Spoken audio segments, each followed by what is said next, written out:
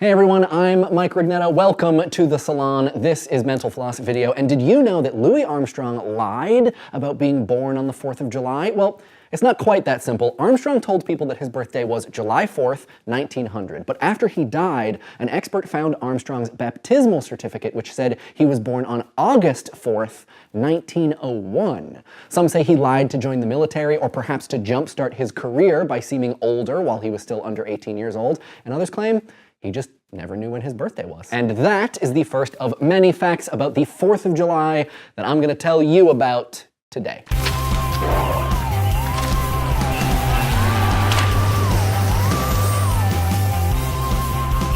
Only one of our American presidents was born on the 4th of July. So far, it was Calvin Coolidge, born in 1872. As it turns out, July 4th is one of the rarest birthdays in the United States. According to data from the New York Times, it is the third least common birthday. The least common birthday is February 29th, of course, and if you don't count that one, it's December 25th. A handful of presidents have died on July 4th, though. You've probably heard the infamous story of John Adams and Thomas Jefferson dying on the same day, July 4th, 1826. It's said that Adams's final words were, "Thomas Jefferson still survives." Unfortunately, he'd already died earlier that day.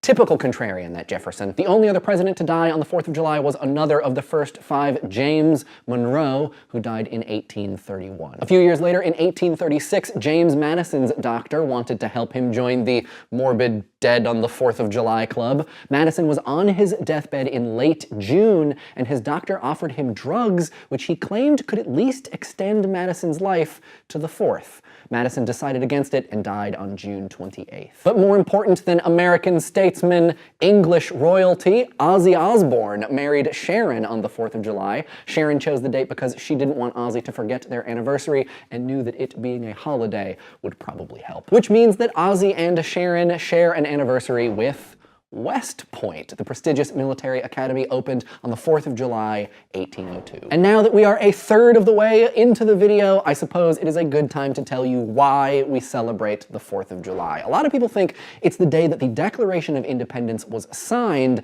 but that's actually not true. It was signed between August and November of 1776. The Continental Congress voted on the Declaration on July 2nd and then officially adopted it on July 4th, making July 4th the adoption of Independence Day. You may have found yourself wondering if there's anything on the back of the Declaration of Independence, especially if you are a National Treasure fan, and aren't we all? There is something on the back, but it's kind of boring. It reads, Original Declaration of Independence, dated 4th of July, 1776. Oh, and also there's a list of all of the founding fathers who are members of the Illuminati. It's all of them. Spoiler alert. On July 4th, 1776, as many as 200 copies of the Declaration were printed. They're known as the Dunlap broadsides. Weirdly, we now only know where 26 are. Most of them are in various American institutions, but where did the rest of them go? What did people do with them? I have so many questions. Meredith, call Nicolas Cage. Exactly 1 year later, people celebrated the first anniversary of the Declaration. In Philadelphia, 13 cannons were set off for the 13 colonies.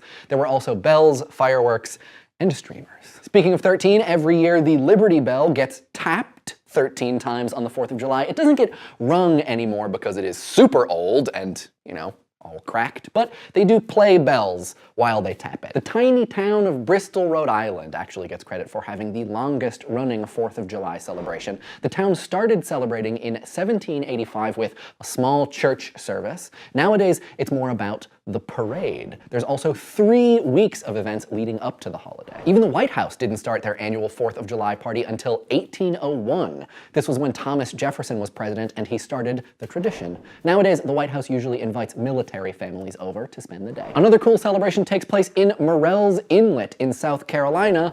They have a boat parade in a creek. 125 boats participate, and you probably know about the hot dog eating contest that happens on Coney Island on the 4th. For the record, the most hot dogs ever eaten at the contest is 69. If that sounds like something that you could do, you should give it a shot. The prize for the contest is $10,000. Us non-competing Americans managed to eat a whopping 150 million hot dogs on the 4th of July, which makes sense considering about 64% of Americans attend a barbecue on the 4th. And in case you want to be really patriotic and know where the meat in your hot dog comes from, It's most likely Nebraska or Texas. Did you think I meant like where on the animal? Nice try. That is a national secret. Check the back of the Declaration of Independence. Okay, moving on from hot dogs. In the Philippines and Rwanda, they also celebrate the 4th of July. It's called Republic Day in the Philippines, and this celebrates when the United States recognized that country's independence in 1946. And on July 4th, Rwanda recognizes the end of the Rwandan genocide in 1994. Time to talk about fireworks. Americans light about 200 million pounds of them every 4th of July, and if you've ever wondered how fireworks work, it's all chemical. They contain fuel, an oxidizer, and a combination of chemicals giving them a particular color. Then, when you light them all, the fuel releases a bunch of energy, and fireworks work. Interestingly, blue fireworks are very hard to make, so it's not super convenient for the 4th of July. In blue fireworks, there needs to be copper chloride, which comes apart really easily. You need to light them at a very particular temperature, or else the blue doesn't show up. Finally, I return to the salon to tell you that according to AAA, about 41.9 million people travel a minimum of 50 miles on the 4th. So if that's you, be safe this holiday and enjoy your Nebraskan meat. Thanks for watching Mental Floss video, which is made with the help of all of these very nice people. If you're in the US, Philippines, or Rwanda, happy 4th of July. And if you're not, happy just normal Monday. And of course, don't forget to be awesome.